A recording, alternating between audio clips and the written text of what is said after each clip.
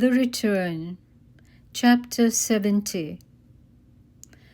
32 years later, we fill out 10 pages of visa applications and book our flight to return to Burma for the brief visit we are allowed and take off from Saskatchewan, Canada on a cold winter day in January 1996.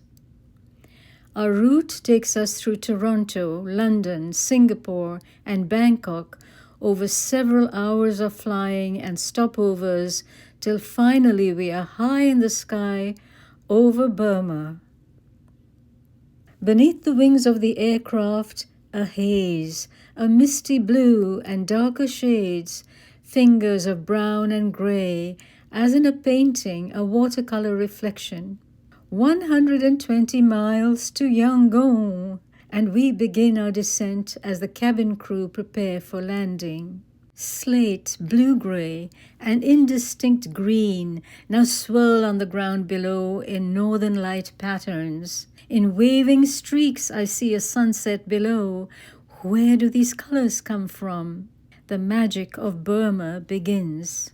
Now a complete blanket of pink fog blots out my view, till through silver clouds an etching of the curve of the earth appears at the pale grey horizon. And now the land, the coastal edge, the silt of the delta, yields brown squares with penciled edges, innumerable meandering tributaries, villages. Closer now, the wide meandering Irrawaddy, incredibly winding back and forth, brown ribbon of silk loosely flung across the land. Even nearer, the river's sandbanks lie in the curves like lazy brown whales drifting. And I don't believe this is real. I've dreamed about returning too many times. I see a rectangular reservoir as the plane dips and the sun shines on the ripples on the river below. Water, so much water, brown water flowing through green and brown and water-filled squares.